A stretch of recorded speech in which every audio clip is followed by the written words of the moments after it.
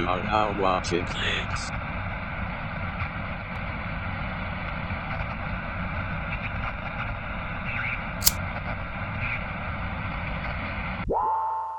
What's up guys, welcome back to another video, and today I'm going to be ranking most of the Quentin Tarantino movies.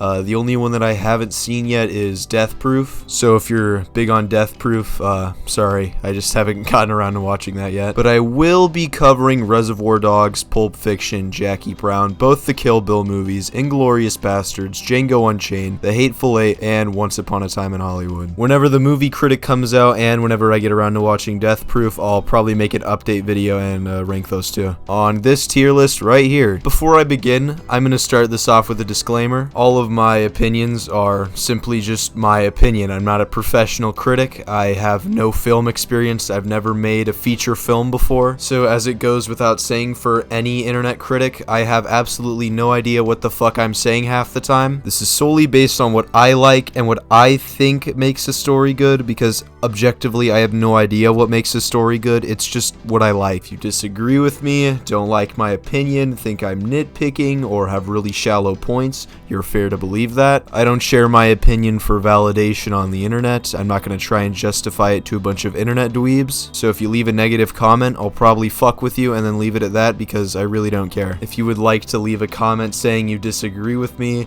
insulting me, or pointing out my age like that negates anything I say, I would like to personally thank you for the entertainment and for helping me out with the algorithm. But before I make you click off the video with my dejection of your confirmation bias, make sure to go ahead and hit that subscribe button if you want to see more educational videos on whatever I want to preach about. Interact with all of my socials down in the description, and let's move on with the video. Now this tier list is going to consist of 3 categories, S, A, and B, because truthfully I don't think Quentin Tarantino's ever really made a bad movie. I think all of his movies are Hollywood's best. It's just that to me, I feel like some of them aren't as good quality as the other ones, but they are still very good movies. So me putting a movie in B tier doesn't necessarily mean it's bad, it just isn't as high a quality as the other ones. The only other tier I'll have is this question mark, which is basically just, I haven't watched it, so obviously Death Proof's gonna go there. So there we go, our first ranking, yay! Okay, let's move on. I'm gonna be ranking these in chronological order, so basically I'm gonna start off with Reservoir Dogs and go on from there. So here we go, Reservoir Dogs. Reservoir Dogs was made in 1992, being a neo-noir crime film starring Harvey Keitel, Tim Roth, Chris Penn, Steve Buscemi, Lawrence Tierney, Michael Madsen, Tarantino himself,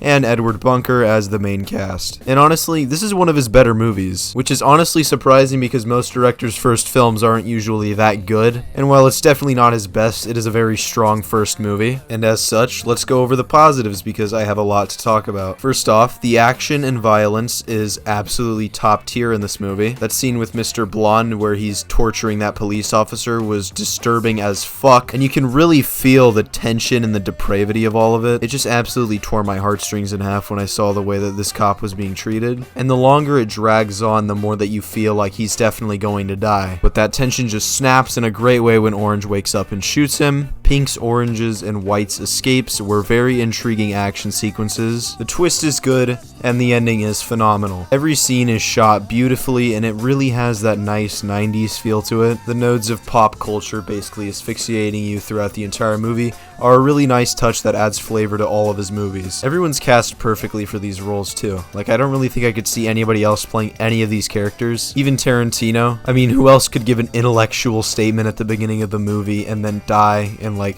2 scenes later? And Mr. Pink, I mean, can you imagine? They were gonna cast this guy to be Mr. Pink. Like, this guy right here. What do I not like about this movie? Not a whole lot, but for starters, let's talk about the development. Since there's 8 main characters and the story is shot in a way that's supposed to be confusing and in a non-chronological order, it's very hard for the characters to get developed at all. The only characters that actually get development are White and Orange, kinda. The rest of them are mostly static, but that doesn't mean they're not compelling in the slightest. Blonde is just a fucking psychopath, Pink is just a snarky, self-independent guy, and Blue is a non-verbal guy that dies not even halfway through the movie. There's not really a dynamic between these characters, unless it's White, Orange, and the boss. Pink's entire MO for the movie is just like, what the fuck is wrong with these guys? Like, at the end of the movie, he's literally just standing there like, hey guys, come on, let's not kill each other. So in the character department, it's kind of lacking, but there is a certain charm to them being as static as they are. And my other issue is the profanity. Like,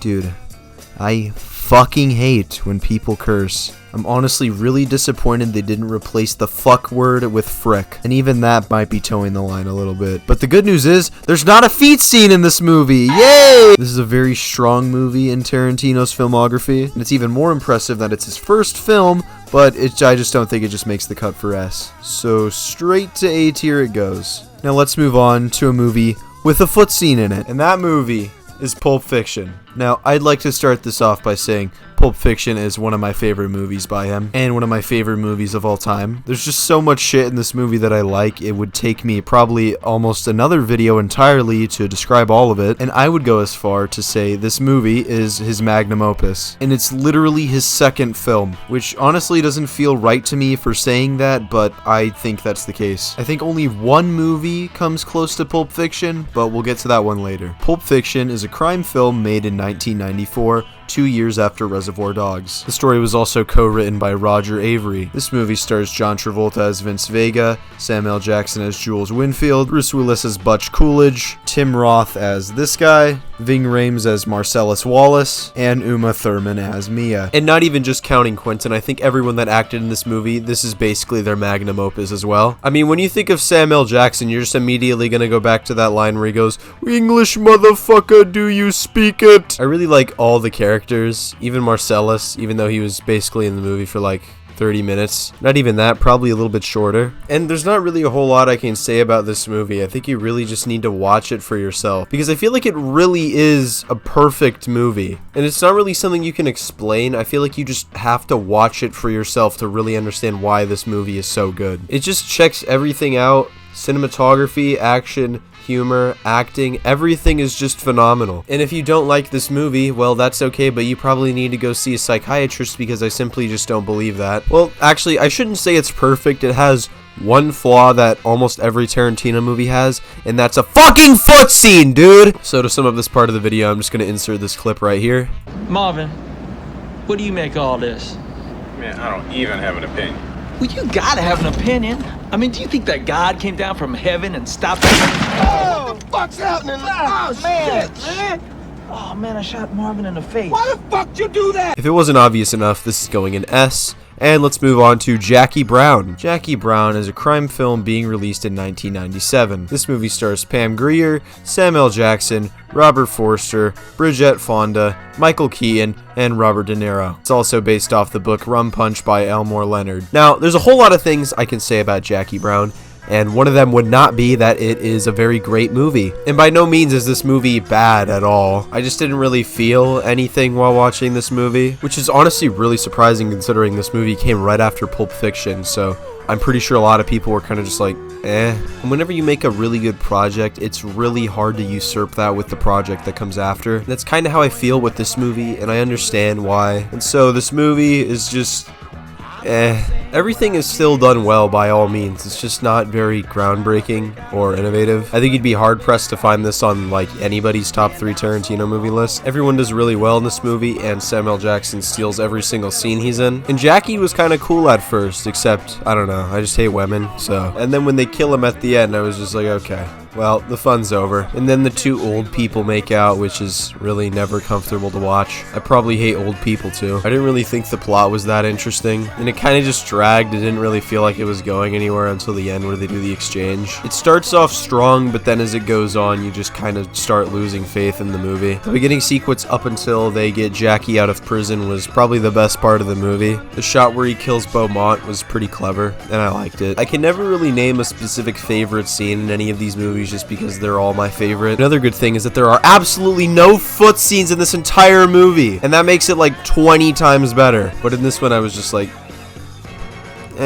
so this movie is just an bottom of B tier. Then we come right back to Kill Bill, and I can definitely say this is one of his best movies too. He counts Kill Bill as one movie, so I'm just gonna do both of them at the same time. And these movies are actually pretty fucking good. And unsurprisingly, this movie is really fucking cool. Kill Bill, both volumes 1 and 2, is a martial arts film made in 2003 and 2004 respectively, and this movie stars Uma Thurman, Lucy Liu, Michael Madsen, Daryl Hannah, Vivica A. Fox, except not really because she's in the movie for like 5 minutes, and David Carradine. But this movie is one of his best action movies, if not the best one. This is another one of those iconic movies that seems cliche, but it's probably because you've seen 100 other movies that are like ripping off of it, so if that's not a testament to how good it is, I don't know what is. Then we get to the hospital, and I'm just like, why? And look, I understand it's Quentin Tarantino. He's controversial. We're not new to this. But sometimes I just really wonder why it was necessary for this woman to be nearly raped in her sleep. And that's not even the worst part, because she kills him, and you're like, yes, fucking finally, these creeps get killed. And then we get to the car, and then she just stares at her feet. So that means we have to stare at her feet for like 5 minutes. I don't want to see her feet. There is no reason for this. There is literally no reason for this. He has been asked this question so many times. Why do you have feet in your movie? And he's just like, yeah. Like, it just genuinely makes the film unenjoyable to watch. I don't want to see people in the comments going, this is the best part of his movies to try and be funny. Because it's not. You don't like it either. You just want to be funny. It's disgusting. The only woman's feet that I will look at is my girlfriend's. And you're probably going to hear a lot of these tangents because they just never stop. But other than that, I really like these movies. I really like the way it incorporates Japanese culture into it without being cringe, which is very rare to come across nowadays. The ending sequence in Okinawa was really great. Something about her fighting all the Yakuza is just really reminiscent of The Matrix 2 to me. That was definitely the highlight of the first movie for me. I feel like she got taken down a bit too easily in the second one. Like, it was just so stupid. Like, how did you get outsmarted by this guy? It's almost as angering as Llewellyn not getting killed by Chigurh and by the cartel instead. Like, how the fuck does that even happen? But when she does break out of that casket, I thought it was really cool. But other than that, every single fight scene in these movies are nothing short of a masterpiece. And this is definitely one of my favorite movies by him. And it's definitely going in A tier right above Reservoir Dogs. And let's move on to Death Proof. Haha, just kidding.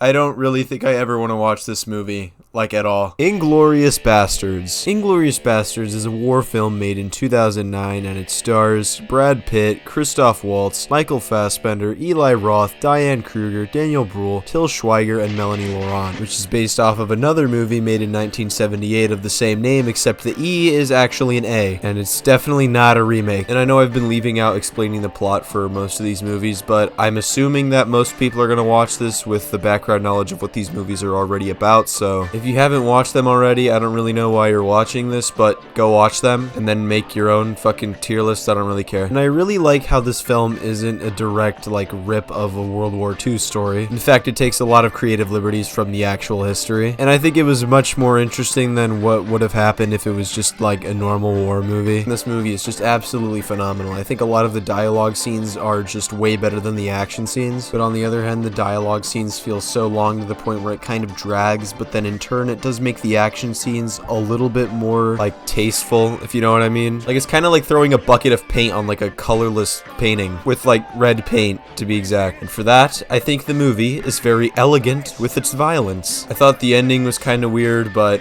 I kind of liked it too. I mean, who doesn't like Hans Landa? So I'm kind of glad he didn't die, but I'm also kind of glad that he got kind of the worst scar ever. It's definitely like not an adequate punishment enough at all, but it's fine with me. And of course, there just had to be a fucking foot scene. So yeah, other than that and the kind of weird abrupt ending, I thought it was alright. It was a pretty good movie. So I'm just gonna put it right below Reservoir Dogs. So now we move on to one of the better movies. In fact, I think it's on the same level as Pulp Fiction. And that movie is Django Unchained. Django Unchained is a revisionist Western film made in 2012. It stars Jamie Foxx, Christoph Waltz, Leonardo DiCaprio, Kerry Washington, and Samuel L. Jackson. And I also think that this movie is perfect throughout the entire thing. From start to finish, there are basically like zero flaws in this movie. And like Pulp Fiction, it's kind of hard to describe why it's so perfect. You really just need to watch it to understand. But first off, There's no foot scene.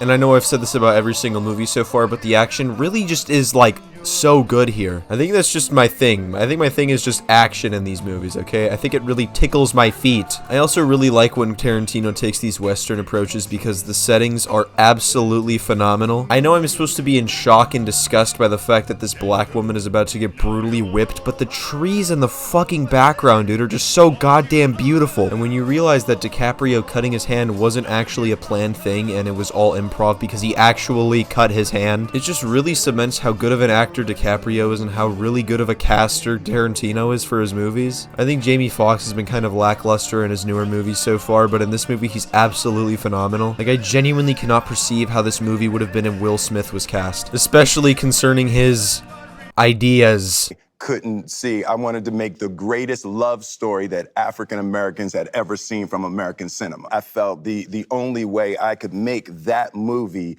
is it had to be a love story, not a vengeance story. I don't believe in violence as the reaction to violence.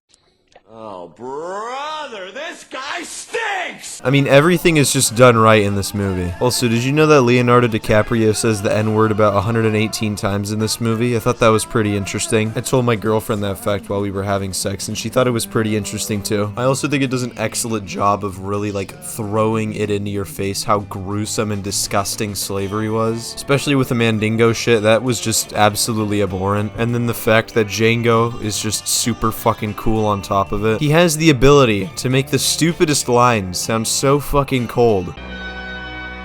Like the way you die, boy. Like, if Will Smith had said that, I would have been cackling in my seat for like 5 minutes. But Fox just does it extraordinarily well, and I don't know, this movie's just perfect. You know, I just want to, like, can we just, like, take the time to appreciate the fact that Tarantino puts a lot of hard work into writing the fucking thing and then putting the thing on the fucking thing. So anyways, going straight to S tier, right under Pulp Fiction. However, I think these are of equal quality, so it's not necessarily worse than Pulp Fiction, but they're both just perfect products of their own time. Next up, Hateful Eight. Now, The Hateful Eight is a Western mystery thriller film made in 2015, starring Samuel Jackson, Kurt Russell, Jennifer Lacen Lee, Walton Goggins, Damian Bakir. Okay, and God damn it, Tim Roth, Michael Madsen, and Bruce Dern. Now that's a lot of main characters, and I personally think that this movie is actually pretty good. And I still kinda consider this movie a sequel to Django, if not a movie set in a different place at the same time. This movie is also pretty beautiful, similar to Django, in a way that's just like cold. The violence in this movie also stands out pretty well in front of the Snow White. The setting, for me, does this movie very well because it's on snow, and I think snow is basically just a blank canvas for you to do whatever you want on. And when we get to the tavern, it's a really nice contrast of the cold and the warm. And this movie just feels very cold. I don't know how to describe it. Maybe it's because I live in Illinois, but this movie is just super cold. And the violence and the blood really accentuate that. I don't know, but now I feel like a wine critic that's just making up shit to like seem like they have a point. But the twist is actually also really compelling too. You just never really saw that coming. It's not like one of those shitty twists like American Horror Story where the witches just come in out of nowhere and save the girl from being a doll. I mean, like, seriously, dude, what the hell was that? Felt like watching a shitty Goosebumps episode. And I think this is one of Jackson's better roles. And just overall, I think this movie is pretty good. I just don't think it was as impactful as Django was. I think Tarantino was in a little bit of a Western fever, and that's perfectly fine. The movie is good. I just think it was a little bit too soon. I don't really have too much to say about this movie negatively. I think it's pretty funny, and there's also no foot scenes. This movie is similar to Basterds in the way that there is a ton of dialogue, but the violence is very rewarding when you do see it, so I think it is a little bit better in dialogue and violence, so I'm going to put it right above Basterds. Now let's move on to our final movie of this video, Once Upon a Time... in Hollywood. It is a comedy drama film made in 2019 starring Leonardo DiCaprio, Brad Pitt, and Margot Robbie. Now let me reiterate my point at the beginning. These movies are not bad, however I think this one is just slightly worse than eh. I didn't like it that much. It wasn't really a waste of my time, however it did come kinda close to being that. I don't know. I'm just not really into the premise of there not being an overarching plot from start to finish. It's just like Brad Pitt and Leonardo DiCaprio go on 2 different wacky adventures. But I do like Brad Pitt and DiCaprio in this movie. I did like that one Bruce Lee scene where he gets thrown into a fucking car. I like a lot of the dialogue, and I do like a lot of the cinematography. And I'm just gonna come out and say it. This is probably one of his worst movies. I don't know. I just wasn't really feeling it. And of course, Tarantino just couldn't help himself but film Margot Robbie's feet. And I'm being so serious with this, okay? Usually it's not that much of an issue to me because I don't care, okay? I can get past it. I can move along with it. It's a Tarantino movie. There are far worse things than fucking feet. But in this movie, it's like 2 hours of it were just feet and the 20 minutes were actual movie. There is a scene where this girl literally puts her feet up on Brad Pitt's dash right before he deduces that she is literally underage. It is so distracting in this film. Margot Robbie literally just sits there with her feet up on the chairs for like 5 minutes, and I'm like, why? Why is this here? It just gets worse and worse. I was trying to watch this movie with my girlfriend, and all of a sudden, her feet are just right there. And I'm just like, how do I tell this to her? How do I explain to her that Tarantino is a good director? I did think the ending was pretty cool though. I did like that last sequence. And I just have to say, thank God this movie is not his last one, because that would be a really disappointing note to end on. But this is going in B, right under Jackie Brown. Death Proof doesn't really look that great, so I'm probably not gonna update my ranking on it, and I will be sure to review the Movie Critic when it comes out. Pretty sure that's gonna be his last film too. So yeah, here's the final ranking. Go and make your own. I don't care if you disagree with me. That's awesome. Leave it down below. Subscribe, do whatever you want, and toodles.